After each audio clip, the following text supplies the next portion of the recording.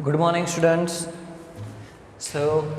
आज के हमारे छोटे छोटे दो टॉपिक है, उसके बाद थर्ड टॉपिक भी हम लोग लेने वाले हैं। बहुत ही छोटा टॉपिक है बराबर। ये सारे जो क्वेश्चन हैं वो जनरली 2 मार्क्स में पूछे जाते हैं बोर्ड एग्ज़ाम में, जिसमें से एक है interstitial compounds, second one is alloys and third हम लोग सीखेंगे catalytic property of transition elements.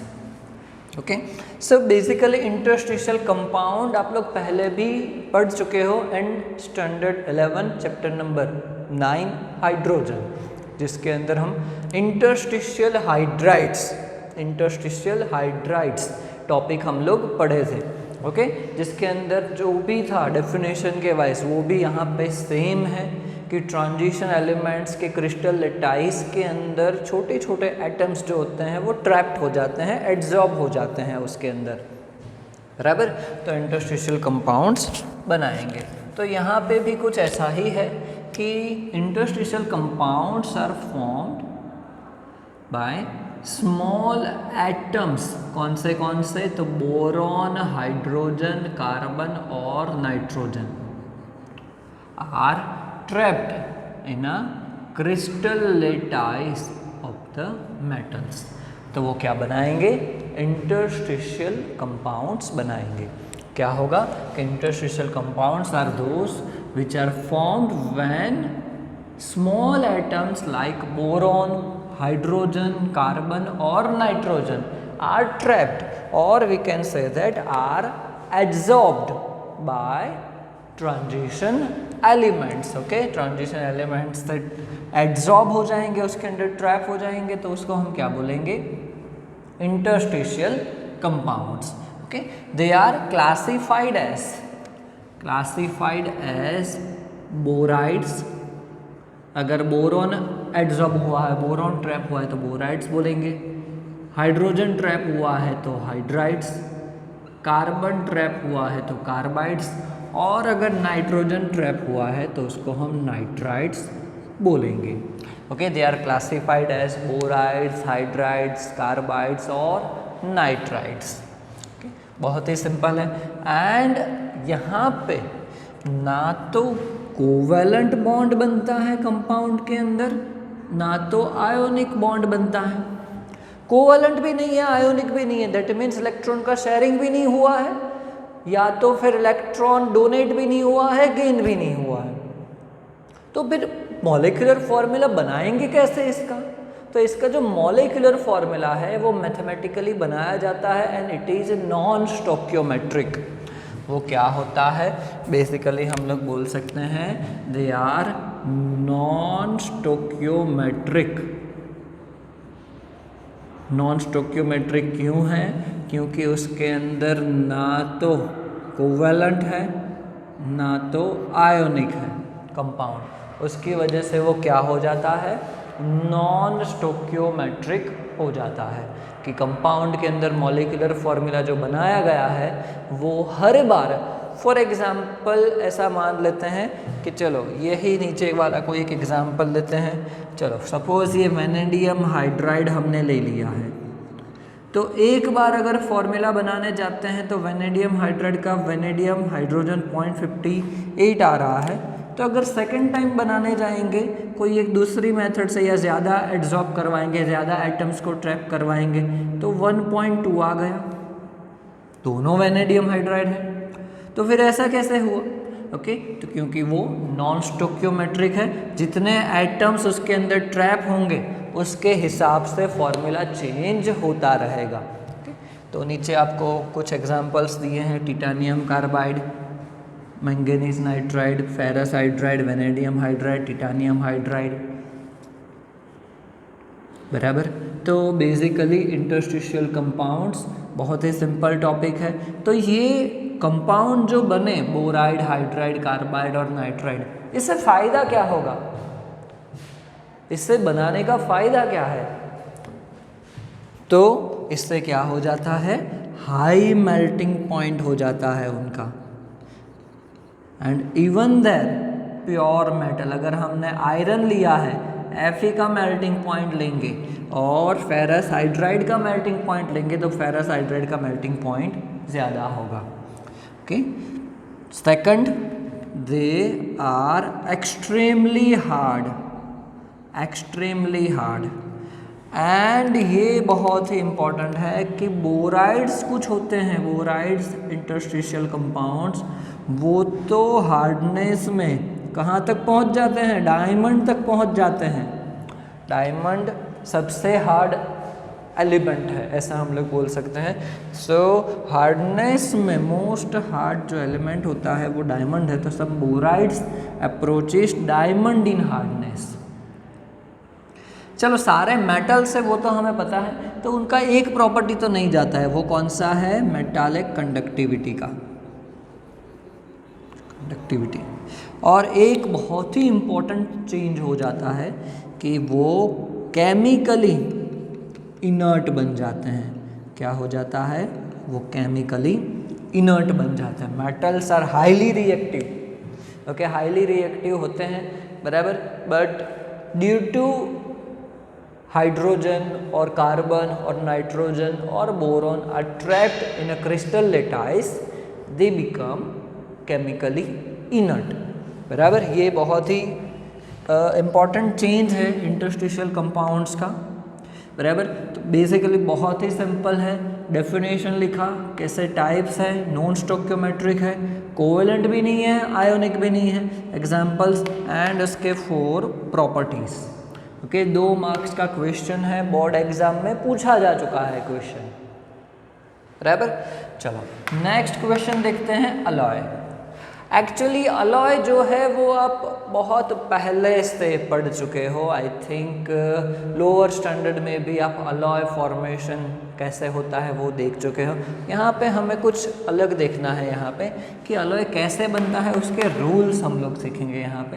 But alloy क्या है, N alloy is a blend of metals prepared by the mixing the component metals to form homogeneous solution। Alloy क्या होता है, एक type का होमोजीनियस सॉल्यूशन है।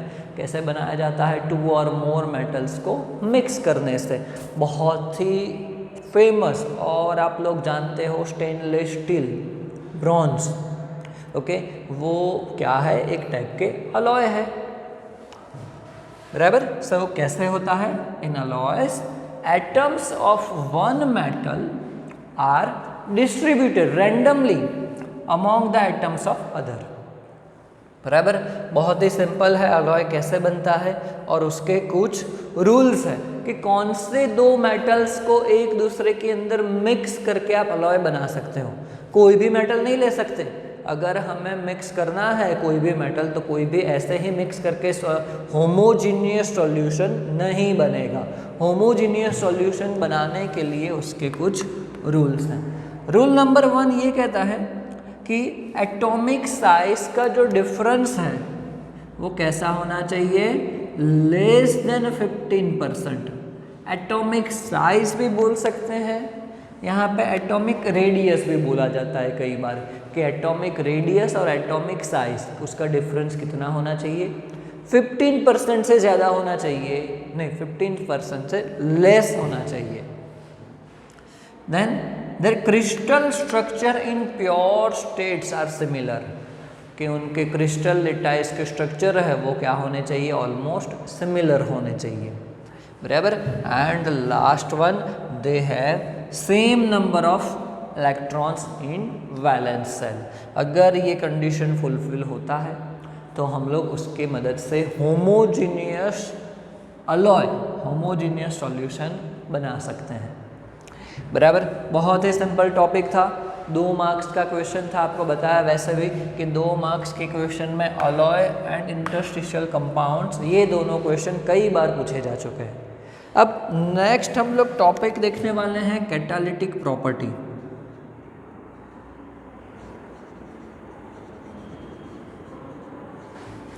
Catalytic properties of transition metals.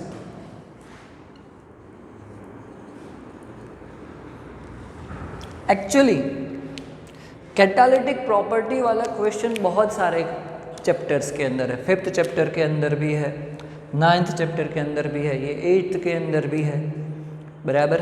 तो 4th chapter के अंदर भी है, बराबर। तो सबके अंदर ऑलमोस्ट एक टॉपिक तो सिमिलर है कि कैटालिस्ट क्या काम करता है, बट यहाँ पे हम लोग बात करने वाले हैं स्पेसिफिक किसके बारे में, ट्रांजिशन एलिमेंट्स के बारे में, ट्रांजिशन मेटल्स के बारे में। तो हम लोग ऐसा बोल सकते हैं, due to multiple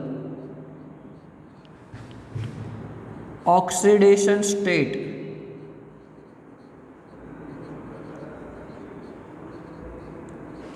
of transition metals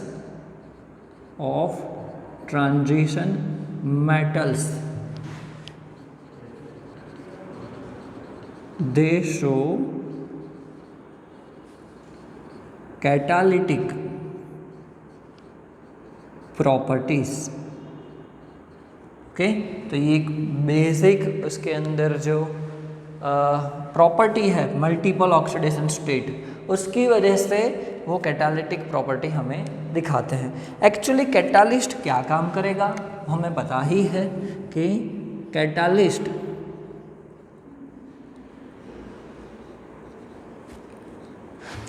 decreases, या तो फिर हम लोग चलो शॉर्ट में लिखते हैं कि एक्टिवेशन एनर्जी, दैट मीन्स कोई भी रिएक्शन स्टार्ट करने के लिए जो एनर्जी की रिक्वायरमेंट होती है वो डिक्रीज करता है, and rate of the reaction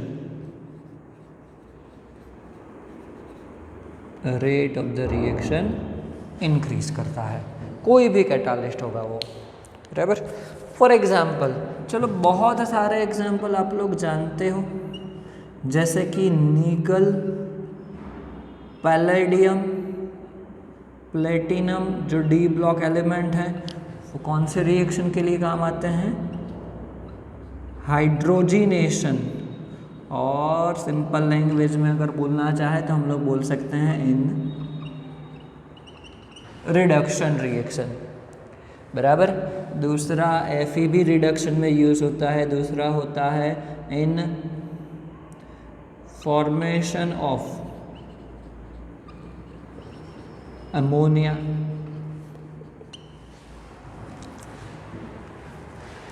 Haber process के अंदर। तो ऐसे बहुत सारे ट्रांजिशन मेटल्स हैं जो कैटालिटिक प्रॉपर्टी दिखाते हैं। एक्चुअली होता क्या है वो देखते हैं। तो सबसे पहला जो इसके अंदर प्रॉपर्टी है इनका कि मल्टीपल ऑक्सीडेशन स्टेट, बट सबसे पहले तो वो क्या करते हैं कि metals provide surface for the reaction. दूसरा वो क्या करते हैं, दे increases the concentration of reactants on the surface of the metal, on the surface, या तो फिर सिंपल on the surface। अब रिएक्टेंट की कॉन्सेंट्रेशन इंक्रीज होगा तो रिएक्शन फॉरवर्ड डायरेक्शन में जाएगा और इजी हो जाएगा, उनकी एक्टिवेशन एनर्जी भी कम हो जाएगी और रेट ऑफ द रिएक्शन भी फास्ट हो जाएगा, बराबर। तो catalytic property of transition metals बहुत ही सिंपल टॉपिक था आपका। ओके, तो ये जो 3 टॉपिक हमने आज देखे हैं, interstitial compounds, alloy and catalytic properties of transition metals, इसके अंदर मिस्टेक नहीं होना चाहिए। 2-2 मार्क्स में क्वेश्चन पूछे जाते हैं, बहुत ही इम्पोर्टेंट है। ओके, तो एक्चुअली ऐसा है, एक और टॉपिक है यहाँ पे, बट इसके बाद हम लोग चैप्टर नंबर 9 स्टार्ट करने वाले हैं, कोऑर्डिनेशन कंपाउंड। वो अगर हम लोग पढ़ेंगे उसके बाद इस चैप्टर का एक टॉपिक देखेंगे, वो हम लोग बाकी रखते हैं एक टॉपिक चैप्टर नंबर 9 के साथ साथ हम लोग वो टॉपिक देखेंगे, उसके अंदर आपको ज़्यादा समझ में आएगा, बराबर। तो आज हम लोग यहाँ तक रखते हैं, नेक्स्ट लेक्चर से हम लोग चैप्टर नंबर 9 स्टार्ट करेंगे।